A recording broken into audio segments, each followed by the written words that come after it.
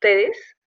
Agradezco en primer lugar a la Universidad de Lima por haberme invitado a compartir esta tarde algunas ideas vinculadas con el tema de los procedimientos tributarios, en particular porque en esta ocasión, pues, con el contexto en el que nos encontramos, se vienen presentando diversas situaciones de naturaleza especial. De hecho, la situación de emergencia decretada por el Estado peruano y de la mano con ello el aislamiento social, el confinamiento, pues ha generado un impacto en diversas áreas de nuestra vida personal, de nuestra vida social, de nuestra vida profesional y obviamente se ha visto así también en todo lo que es la sociedad internacional y con ello pues nuestras distintas relaciones. De hecho, si es que nosotros revisamos en las distintas áreas que se han visto impactadas por esta situación difícil en que nos encontramos, no pensada, por cierto, vamos a ver que el área tributaria, el área impositiva, es una de aquellas que ha recibido un efecto directo, y no solamente va por el lado sustantivo, ya que hemos visto que por la actividad económica recesada en la que nos encontramos, y sobre todo en los primeros meses de esta situación, pues el gobierno ha tenido que dictar diversas normas para paliar o disminuir el impacto negativo del COVID-19. De hecho, ustedes pueden haber visto cómo es que respecto de algunos tributos se han dictado normas sociales, se ha regulado algunas situaciones especiales también para que las empresas, los que son agentes económicos del país, pudiesen enfrentar de la mejor manera esta situación, ¿no? Y entonces, normalmente dentro de las empresas ha habido preocupación sobre cómo es que yo voy a cumplir el pago de los impuestos, cómo es que voy a determinar mi obligación tributaria, si es que existen algunas facilidades que ha dado el gobierno, entre otras situaciones. Pero, lógicamente, uno de los puntos de interés es cómo se enfrenta o desarrolla la relación que todo contribuyente tiene con las administraciones tributarias, en particular con la SUNAT.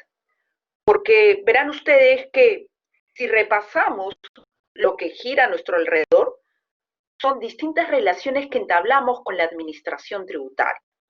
Y nuestra vinculación con la administración realmente ocurre a través de los procedimientos tributarios. Por eso es que yo en esta ocasión lo que he querido es dedicar estos minutos a lo que es el comentario de cómo se sucede esta relación entre la administración tributaria y los contribuyentes en torno a los distintos actos que pueden desarrollarse de uno y otro lado. De allí que el título de esta exposición es el impacto del estado de emergencia en los procedimientos tributarios, con especial énfasis en las controversias que han surgido y vienen surgiendo en torno a este tema de los procedimientos a causa del COVID-19. Hay dos temas que yo he seleccionado. De hecho, ustedes así lo podrán confirmar, hay una multiplicidad de situaciones que se plantean, pero por temas de tiempo, yo en esta ocasión me voy a dedicar a comentar dos puntos especiales. El tema de la suspensión de los plazos procedimentales y el tema de la suspensión del cómputo de la prescripción. Bueno, siendo así, y ya para irnos ubicando en lo que es la materia, pues vamos a hacer un poco de memoria, de lo que fue el 6 de marzo, cuando se comunicó ya la existencia de un primer caso de persona portadora del coronavirus.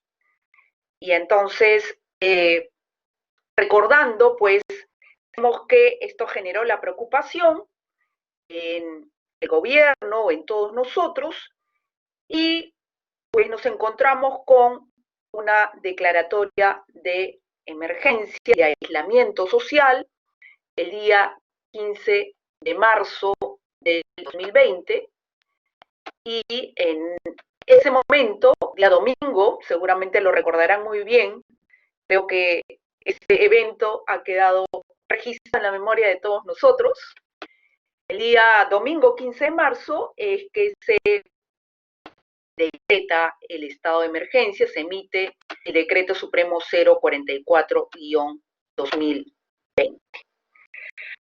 Bueno, entonces, dicho eso, con ocasión a el tema de interés del día de hoy, primer punto, suspensión de plazos procedimentales.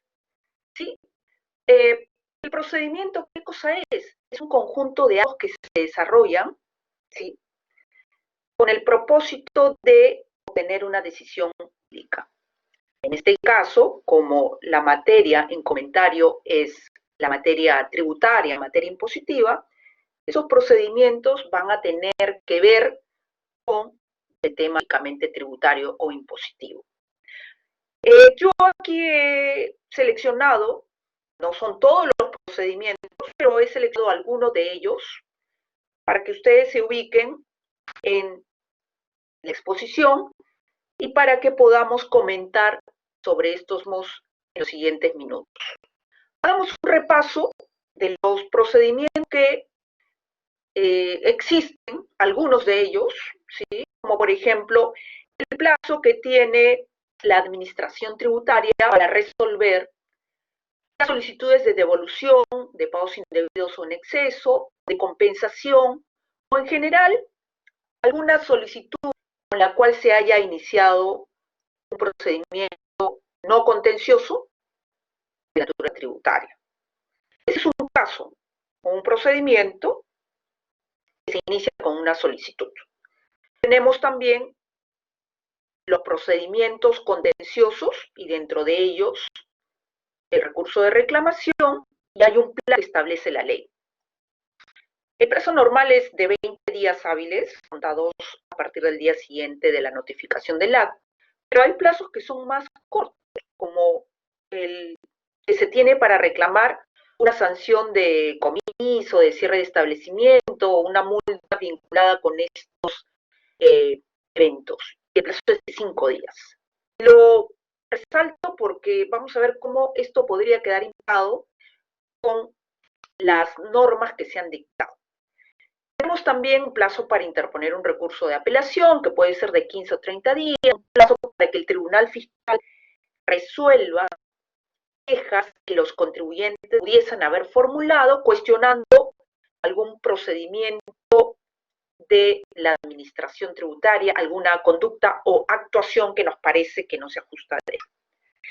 Tenemos también las famosas fiscalizaciones, que a todos nos asusta, cuando estamos del lado de enfrente de lo que es la autoridad tributaria, ¿no? Y hay un plazo que establece el Código Tributario.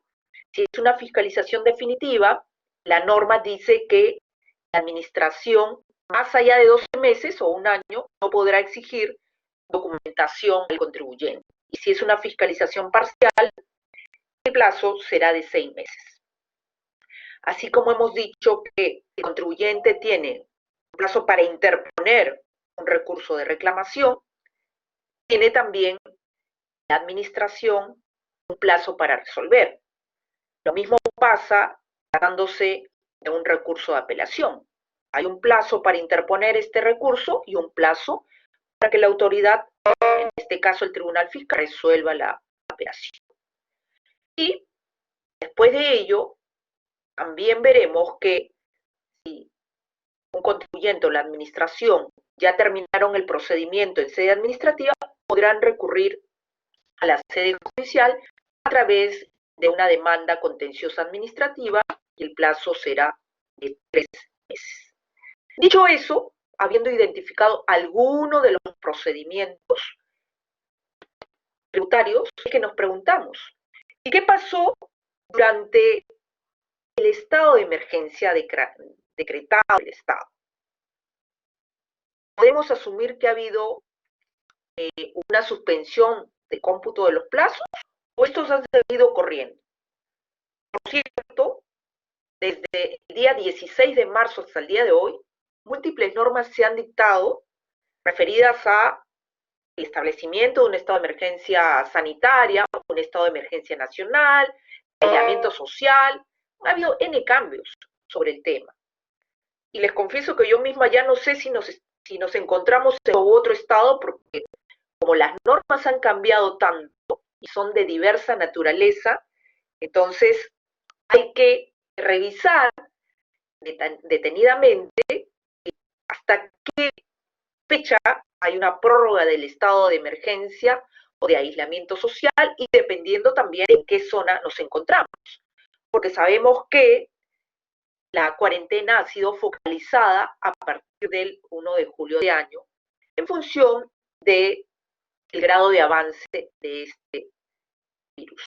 Pero bueno, para propósito de mi explicación, hay que tomar en cuenta dos normas, porque son las más importantes en cuanto a la suspensión de los plazos procedimentales.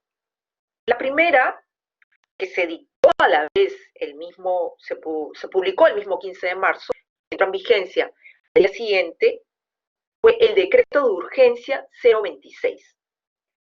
Ese decreto de urgencia dispuso que se suspendía el cómputo de plazos de tramitación de los procedimientos administrativos sujetos a silencio positivo y negativo en trámite. Y eso es importante, porque la norma, no sé si queriendo o no sé si conscientemente o no, se refirió a procedimientos que estuviesen en trámite, es decir, ya iniciados. Y son esos procedimientos los que quedaron en suspenso, primero por un lapso de 30 días hábiles, porque yo pienso de que en ese momento ni el gobierno, ni el legislador, ni nosotros imaginábamos qué tanto se iba a una situación. Pero registra entonces existió esa norma, el Decreto Supremo 026, que salió publicado en una edición extraordinaria el 15 de marzo. Y como tal, entró a regir el 16 de marzo, lunes 16 de marzo, día siguiente a su publicación. Pienso que el gobierno se dio cuenta que esa norma no abarcaba todos los supuestos. Y entonces dictó una nueva norma, que fue el decreto de urgencia 029-2020, que suspendió el cómputo de los plazos de inicio y de tramitación de los procedimientos administrativos y de cualquier otra índole, por 30 días, que luego fueron extendidos hasta el 10 de junio. En ambos casos, el periodo de suspensión en aplicación de otro dispositivo, que fue el Decreto Supremo 087, se extendió hasta el 10 de junio del 2020. Pero fíjense este segundo decreto de urgencia, que se publica el 20 de marzo, viernes 20 de marzo, entraría a regir a partir del día siguiente. El día siguiente era sábado, no era un día hábil. Por lo que los efectos para el tema del cómputo de plazos de manera efectiva recién ocurriría el día 23 de marzo, lunes 23 de marzo. Y esta norma ya refirió a, en general, todos los otros procedimientos que no habían quedado comprendidos dentro de el primer decreto de urgencia 026. Pero fíjense que entre el día 16, en que ya nos encontramos en estado de emergencia y aislamiento social, y el día 21, en que entró a regir, nos encontrábamos con un periodo de 5 días sin regular para ciertos casos. Bueno, pero ahora registren esas normas, pero tomen en cuenta también que el Código Tributario establece que cuando se trata del procedimiento de fiscalización, artículo 62A, el plazo de un año, si es fiscalización definitiva, o 6 meses si es que es parcial, se suspende si es que a causa de fuerza mayor que genera que la administración interrumpa sus actividades. Eso es importante porque vamos a ver cómo que la administración tributaria tiene ya una interpretación sobre este punto. En lo que corresponde a los procesos sociales, también se han emitido disposiciones del propio Poder Judicial y allí, en mérito a estas normas, la suspensión ha ido del 16 de marzo al 16 de julio. Cierto es que hace pocos días también se ha emitido una nueva norma para declarar que los días 13 al 23 de octubre son días que se van a considerar como en suspenso a los plazos procesales y administrativos del Poder Judicial. ¿Y esto por qué? Porque ha habido un problema a nivel de lo que es su mesa de partes electrónica. Yo diría que ha estado a punto de colapsar por la cantidad de actuaciones que se han realizado, se venían realizando a través de este mecanismo. Bueno, entonces, ya tenemos registradas las disposiciones importantes para propósitos de nuestro análisis. Fíjense, y un primer punto aquí es este que les quiero comentar, ¿ya? Referido a qué pasa con los procedimientos administrativos tributarios. Entonces, hay un informe que es el 027-2020 de la SUNAT, donde ya la autoridad tributaria se ha pronunciado y ha establecido que el 026-2020, el primer decreto de urgencia, se aplica para los procedimientos que se hubiesen iniciado antes del 16 de marzo.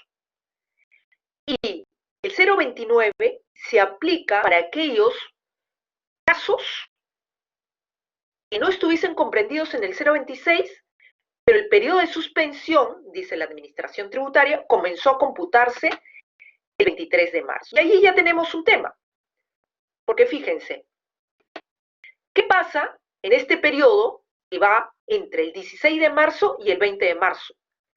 16 de marzo, en que se dictó el decreto de urgencia 026, y el 20 de marzo el 029. El 026, que rige desde el 16 de marzo, se refirió a procedimientos que ya habían sido iniciados con anterioridad y que estaban en trámite. Por ejemplo, entonces, nos preguntamos, ¿qué sucede con un contribuyente que recibió una resolución de determinación quizás el viernes anterior a que nos encontremos en toda esta crítica situación, viernes 13 de marzo? Sabemos que hay un plazo para reclamar que es de 20 días hábiles. ¿Desde cuándo se debería comenzar a computar? Si estuviésemos en una situación normal, esto comenzaría a computar el día lunes, ¿sí? El día lunes 16 de marzo, que la habría recibido el 13 de marzo, viernes. Pero resulta que el día 16 de marzo nos encontramos en este estado de emergencia. Ese día, ¿computa o no para el plazo que tenía este contribuyente de 20 días? Bueno, la SUNAT interpreta que el decreto de urgencia 026 únicamente aplica para aquellos procedimientos que ya estaban entrados. Y en este caso, tenemos que el contribuyente había recibido una resolución de determinación, pero todavía no había iniciado el procedimiento. Entonces no quedó comprendido dentro del decreto de urgencia 026, pero lo podrá estar en el 029. Pero ¿desde cuándo entra en vigencia? O entró en vigencia el 029, desde el 21 de marzo. Entonces, ¿qué pasa con esos 5 días hábiles? Fíjense, ya existe una situación complicada porque la administración tributaria, en base a este informe que acabo de mencionar, interpreta que esos 5 días, que van del 16 al 20 de marzo del 2020, sí computan para el plazo de impugnación, ya sea reclamación o apelación que pudiese tener un contribuyente. Claro, nosotros decimos, pero ¿cómo va a ser? Si nosotros estábamos en aislamiento social, no podíamos salir. Claro, literalmente, haciendo una interpretación de esa naturaleza, la administración ha concluido que esos 5 días sí computan dentro del plazo. En mi particular punto de vista, yo creo que no es que nos debamos delimitar a esas normas. Yo creo que acá hay un tema de derecho de defensa. Y el derecho de defensa implica que un contribuyente tenga un plazo razonable para preparar su defensa. Y eso lo reconoce la Convención Americana, en el artículo 8, escrita por el Perú. Toda persona tiene derecho a contar con un tiempo razonable y medios adecuados para preparar su defensa. Y eso está alineado con también el artículo 139 de la Constitución y la Ley del Procedimiento Administrativo General. De manera que si el contribuyente durante esos 5 días no tuvo libertad de tránsito, y eso es obvio, y si se quiere, hubo una causal de fuerza mayor, un evento imprevisible, irresistible, ¿sí? Entonces, esos 5 días no deberían de computarse dentro del plazo para impugnar que tiene un contribuyente. Por otro lado, todos sabemos que durante esos días no funcionó ninguna oficina de la administración. Fíjense, allí hay un punto importante, porque la Ley del Procedimiento Administrativo General señala en el artículo 145 que un día que no es laboral para la administración no es un día hábil. Entonces, ¿por qué considerar dentro de este plazo? Y hay otros argumentos también, ¿no? Hay artículos en el Código Civil, artículo 1994 y 2005, que señala que la suspensión de plazos, de prescripción habla de caducidad, pero hay que también aplicarlo para este caso, no computan, la suspensión se produce, suspensión de plazos, cuando hay una imposibilidad de acudir a los tribunales. Y en ese sentido hay una casación inclusive de la Corte Suprema que ha interpretado que no computa un plazo impugnativo si es que no ha habido la posibilidad de recurrir a los tribunales.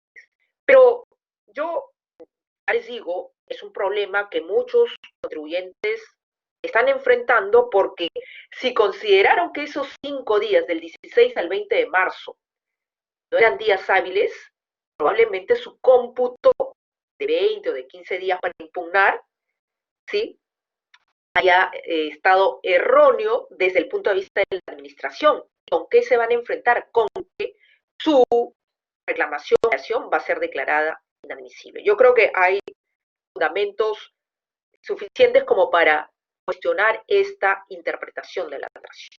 Después tenemos un informe 038 que ya se pronuncia sobre un tema de fiscalización, ¿no? Y la SUNAT ha dicho que en aplicación del artículo 62,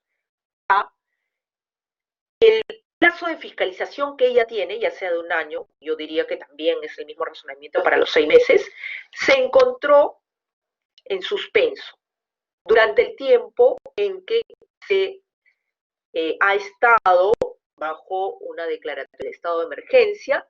Concretamente, la SUNAT lo que dice es durante el tiempo en que haya estado impedida de efectuar las actividades necesarias para efectuar la fiscalización.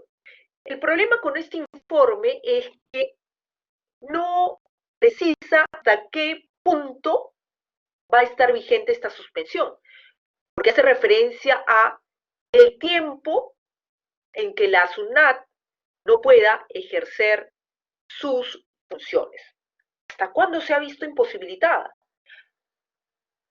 Si el contribuyente únicamente tuvo una regla que dijo la suspensión de plazos va hasta el 10 de junio, no más allá de esa fecha, por lo menos consideraría que después de esa fecha tampoco podríamos interpretar que la SUNAT tuvo en suspenso el plazo de fiscalización, ¿no? Claro, lo que intenta decir la administración es que si no pudo realizar sus actividades de manera normal, entonces, ¿por qué se va a computar un plazo en su contra? Pero bueno, vinculado con este tema, y probablemente algunos de los que están en esta reunión el día de hoy podrían haber enfrentado una situación como esta, es que también algunos requerimientos emitidos por la SUNAT se quedaron ahí en el camino, con una declaratoria de emergencia en el camino, ¿no? Y la preocupación que surgió fue, ¿y qué pasó por ese plazo que me dio la SUNAT y que justo venció durante este tiempo de declaratoria de emergencia? Bueno, la verdad es que ahí la administración tributaria, en tanto que había suspensión de plazos decretada ya sea por el 026 o el 029, ha considerado, y yo creo que ahí sí es algo razonable, ¿no?, que todos esos requerimientos requieren de una nueva fecha para su cumplimiento. De manera que si a alguien en principio se le vencía un plazo en ese ínterin, ese plazo ya queda sin efecto. Es necesario, y así lo viene haciendo la administración, que se dicte un nuevo requerimiento especificando un plazo. Y por cierto, ¿no?, ese plazo tiene que ser un plazo razonable, porque hoy día, a diferencia de lo que podía desarrollar antes del 16 de marzo, todos nos encontramos limitados para poder obtener información, para poder ubicar los documentos que la administración nos solicita. De hecho, hay situaciones en las que hay que ir al almacén, hay que coordinar de manera ya más complicada que lo que era antes, y entonces los plazos que otorga la administración deberían ser razonables. Y obviamente los contribuyentes que no pueden atender esos requerimientos dentro del plazo que viene dado en el primer requerimiento, yo creo, tienen el derecho para pedirle a la administración que amplíe ese término. Bueno, otro punto, que esto ya se veía venir también, es el vinculado con las declaraciones rectificatorias que se pudiesen haber presentado, ¿no? Ya ese tema también lo ha aclarado la administración, bueno, ha planteado su posición, es el informe 040, para la SUNAT. En el caso que un contribuyente hubiese presentado una rectificatoria determinando un monto menor de obligación, entonces, durante todo este lapso decretado por el 029, los 45 días que da la administración para poder pronunciarse sobre la veracidad y exactitud de los datos incluidos en esta declaración jurada rectificatoria, se liquida una menor obligación, se encontraron en suspenso. ¿Hasta cuándo? Hasta el 10 de junio. Y claro, ¿cómo es que pudo presentarse esto? Porque la declaración jurada la presentamos vía un formato telemático, online, entonces no necesitamos movilizarnos. Y los contribuyentes presentaron su declaración jurada rectificatoria. Los 45 días, ¿sí?, se comenzaron a computar entonces recién a partir del 11 de junio, porque para la administración el 029 dispuso la suspensión de ese plazo de 45 días durante toda la etapa en que hubo suspensión de los procedimentales al amparo del 029 del 2020.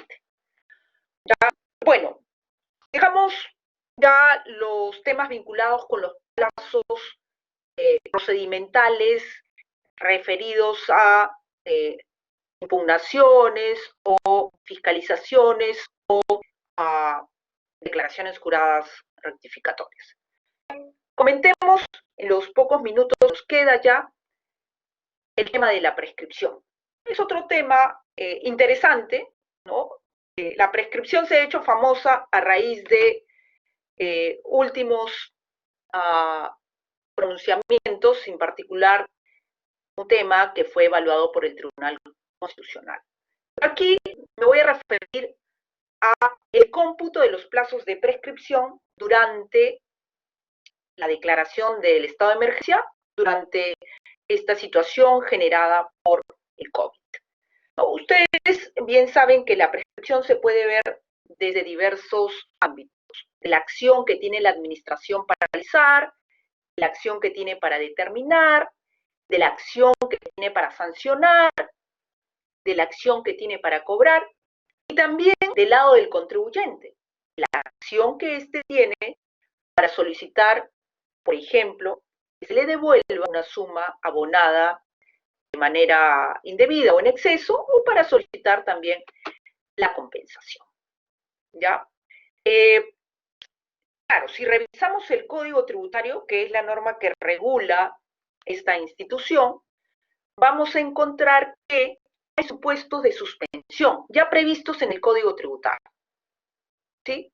Y entonces dice, por ejemplo, el artículo 42, numeral 1, que la prescripción de la acción para determinar la obligación tributaria y sancionar se suspende, ¿sí?, cuando ocurre evento previsto en el artículo 62A. Lo hemos comentado hace unos minutos. El 62A alude a aquel momento o periodo en que la administración tributaria no puede desempeñar sus funciones por una razón de fuerza mayor.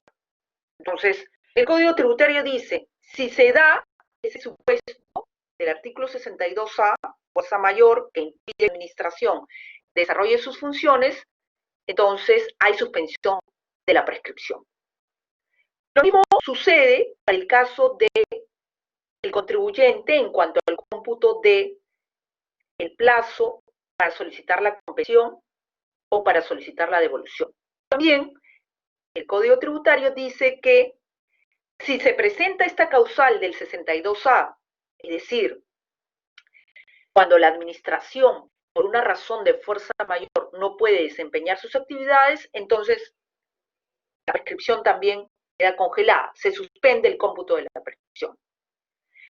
En cuanto a la acción que tiene el acreedor tributario, la administración, para exigir el pago de la obligación tributaria, también el Código ha establecido que mientras que la administración esté impedida de efectuar la cobranza de la deuda, también el plazo de prescripción se suspende. Y entonces, lo que tenemos que hacer es interpretar, ¿no?, cuál es el sentido de estas normas, hasta dónde llega la disposición del 62A, la disposición del artículo 42. Fíjense, la administración también, en ese punto, ha emitido pronunciamientos. Entiendo de que son situaciones de especial interés para la administración. Por eso es que, con el carácter general, ha emitido estos informes decidiendo o comunicando la interpretación que tiene sobre cada uno de los eventos o situaciones. Y entonces encontramos que hay un informe que se pronuncia sobre la suspensión del plazo de prescripción que tiene la administración tributaria para exigir el pago de la deuda tributaria. No estamos hablando aquí de la prescripción referida a la determinación de la obligación tributaria, sino a la prescripción de la acción para exigir el pago de la deuda. Y lo que dice acá la SUNAT es que como el Código Tributario establece que mientras que no pueda exigir el pago de la deuda, está suspendido el cómputo de prescripción durante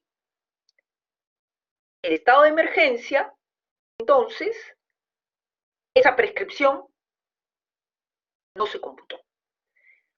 Bueno, yo creo que es un tema que amerita un mayor análisis. Yo creo que hay espacio para la discusión si realmente la declaratoria de emergencia lleva en forma automática a que se prevea o se concrete esta situación de impedimento de la administración para cobrar. Por un lado, yo creo que nos podemos preguntar, ¿no?, si es que realmente la administración ha estado impedida. Lo que dice la administración tributaria en su informe es que dentro de las actividades aprobadas por el gobierno para poder, ¿no?, hacerlas, no estaba la del cobro. O sea, el decreto supremo, el 044, estableció algunas actividades permitidas, ¿no?, las becas, todo lo que tuviese que ver con la salud y similares, pero de la administración tributaria no estuvo permitido lo que implicaba la labor del cobro de deuda, ¿no? Y por eso es que dice que la prescripción se mantuvo en suspenso. Claro, algunas personas dicen, pero ¿cómo puede ser esa una conclusión si durante el estado de emergencia a mí me notificaron órdenes de pago, por ejemplo? Dicen algunos contribuyentes. Eso entonces quiere decir que no es tan cierto de que la administración tributaria no ejerció las labores. Claro, pero a ver, cierto es que durante la suspensión de los plazos procedimentales dispuesta por el 029, ningún plazo puede correr en contra del contribuyente, ¿no? Entonces, por más de que la administración notificase, por ejemplo, una resolución de cobranza colectiva, esta no surtía efectos en la realidad, porque no corrían los 7 días que se tiene para poder pagar la deuda, porque esos días sí habían sido declarados como en suspenso, pero 29. El punto acá también es, ¿y hasta cuándo debo considerar que se mantuvo en suspenso? Porque el informe, nuevamente, alude a tiempo en que existe un impedimento para cumplir con la función de cobro. Y ahí yo creo que la administración ha debido ser más tajante, más clara, por lo menos, ¿no?, tomar como referencia la fecha que se estableció normativamente para propósitos de considerar que se mantenían en suspenso los procedimientos, que fue el 10 de junio de este año. Bueno, así como hay esta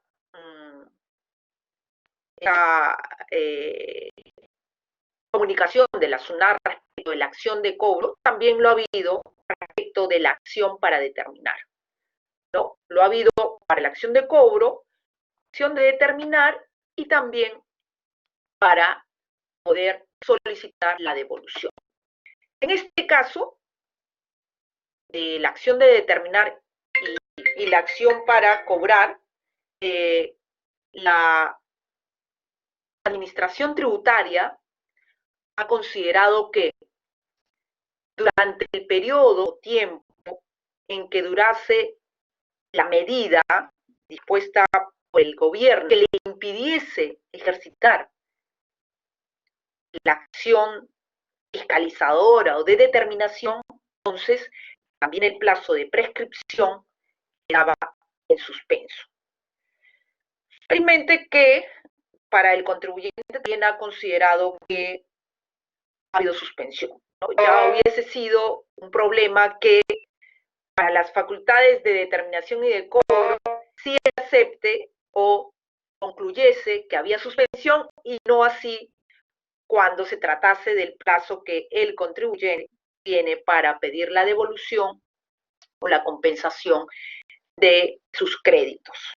Esto de acá nos lleva a que, ¿no?, tengamos muy en claro hoy día de cuándo vencen los plazos de prescripción de las distintas acciones. Porque claro, nosotros antes de estas normas lo que hacíamos era que decíamos, si son 4 años, comienza a computarse un 1 de enero y culmina a los 4 años, justo en el día al siguiente al 1 de enero, ¿no? Si comenzaba a computar un 1 de enero del 2016, entonces decíamos, esto ha de vencer 16, 17, 18, 19, ¿no?, el primer día hábil del año 20. Si comenzaba a computar el 17, contábamos desde el 1 de enero del 17, 17, 18, 19, y entonces el primer día hábil del año 21 decíamos, ahí están los 4 años. Pero ahora vamos a tener que agregar los días que según el decreto, que según estos informes de SUNAT, ¿sí?, se han mantenido en suspenso. Por lo menos los plazos van a irse hasta el 29 de marzo del siguiente año, porque más o menos son los días que compensan, asumiendo que esto fue hasta el 10 de junio, ¿no? Podría ser que en algunas situaciones inclusive sea un poco más. Bueno, la verdad es que yo he querido aquí en los 45 minutos que me han dado, es un tiempo bastante corto, simplemente comentar de manera general, ¿no? Hay muchos temas para discutir, pero dado el tiempo, yo he querido transmitirles esta información vinculada con los temas procedimentales suscitados con ocasión de la declaración del estado de emergencia y de aislamiento social con ocasión del COVID-19. Dicho eso, si es que hay preguntas del público, estamos aquí para poder contestarlas. ¿Los plazos se mantienen en suspenso o ya se reanudó el cómputo de estos? A ver, en ese punto sí, para lo que son procedimientos de reclamación, los plazos que tiene la autoridad tributaria para resolver estos reclamos, ¿sí?, todos esos sí han quedado suspendidos únicamente hasta el 10 de junio. Hasta el 10 de junio del 2020, eso sí lo dijo expresamente una norma, un decreto supremo, ¿ya? El punto incierto está en cuanto a la suspensión de la prescripción o el tema del plazo que tiene la administración para pedir documentación dentro de una fiscalización, porque la suspensión de interpretación de la administración no da por el decreto supremo 026 o el 029. La suspensión en materia de prescripción, la administración tributaria la define porque el Código Tributario señala que mientras que la administración por fuerza mayor no puede realizar sus funciones, entonces el caso se mantiene en suspenso. Y entonces la pregunta que nos hacemos es, ¿y hasta cuándo la administración ha estado en imposibilidad de desarrollar sus funciones? Bueno, yo recuerde, la administración desde junio ya reactivó sus funciones, ¿no?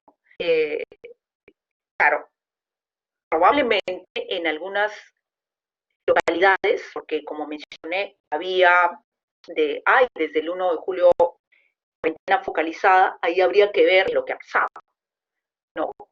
Pero también sabemos que las labores de las acciones de fiscalización, la administración no las viene haciendo de manera presencial, están siendo remotas. Entonces nos preguntamos y decimos, ¿realmente está impedida de realizar estas actividades? Si lo viene haciendo de manera virtual, no está impedida de hacerlo, ¿ya? Y, a ver, esto es verdad, nos dice Danfier Murillo, en este cúmulo de normas, le doy toda la razón, es una cantidad de normas y plazos, ¿no? Nos dice, en este cúmulo de normas modificaron los plazos en materia de procedimientos que afectaron el derecho de defensa de los contribuyentes. ¿Cree usted que SUNAT debe de normar de manera que muchos de ellos hoy en día vienen considerando como inadmisibles al pretender cobrar por presentación extemporánea?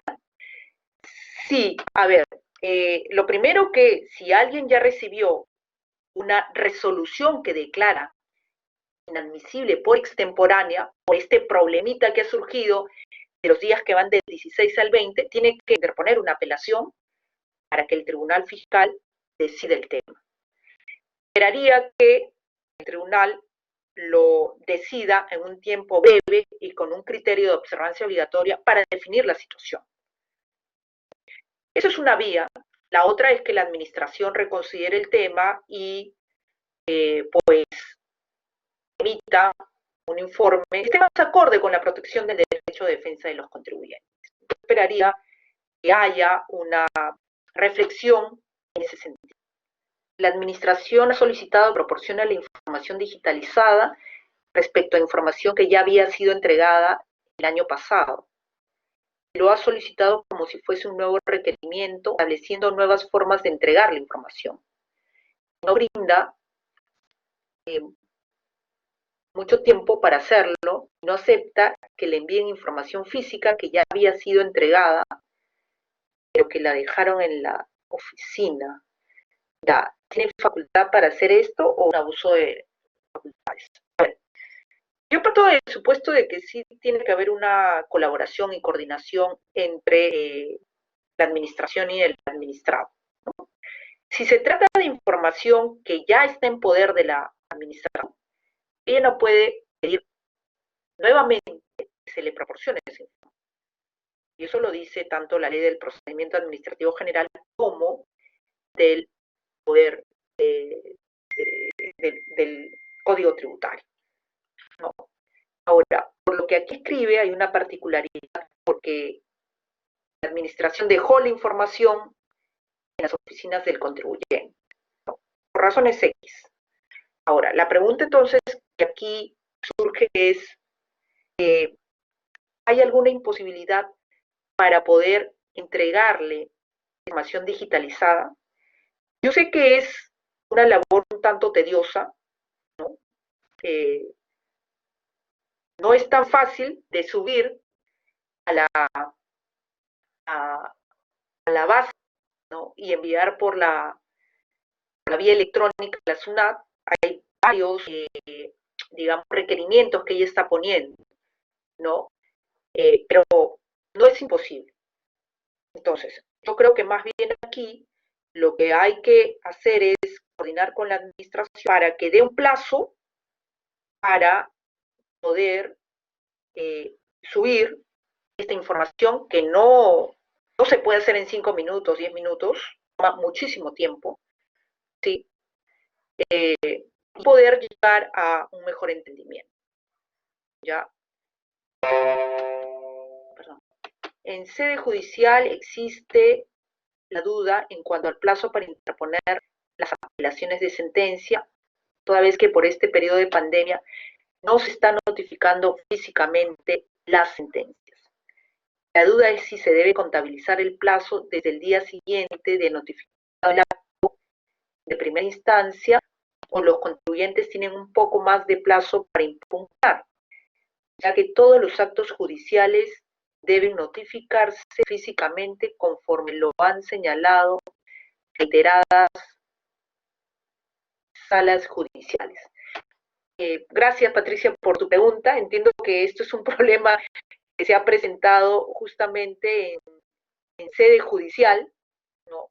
Por el tema de si una notificación que no se ha hecho de manera física puede valer como la notificación a la cual se refiere la ley del procedimiento contencioso administrativo o el Código Procesal Civil, dependiendo de qué norma sea aplicable en este caso, y si entonces el cómputo del plazo para apelar se activa ya una vez notificada el acto, la sentencia de la instancia. Entiendo que esa es la consulta. Bueno, yo creo que aquí hay que lo que dice la ley, ¿no? Si la ley dice que la notificación tiene que hacerse en forma física y no hay una norma que con el rango similar, no, una ley o un decreto legislativo, lo haya modificado, entonces me parecería una interpretación sería que todavía no se puede considerar como notificado el acto. Yo creo que ahí a ver precisión si es que la norma se refiere exclusivamente a lo que es una notificación física como el acto válido para recién comenzar a computar el plazo, si es que no ha habido alguna que haya variado esa posibilidad. Muchas gracias por haberse dado su tiempo y estar presentes en este webinar. Muchas gracias.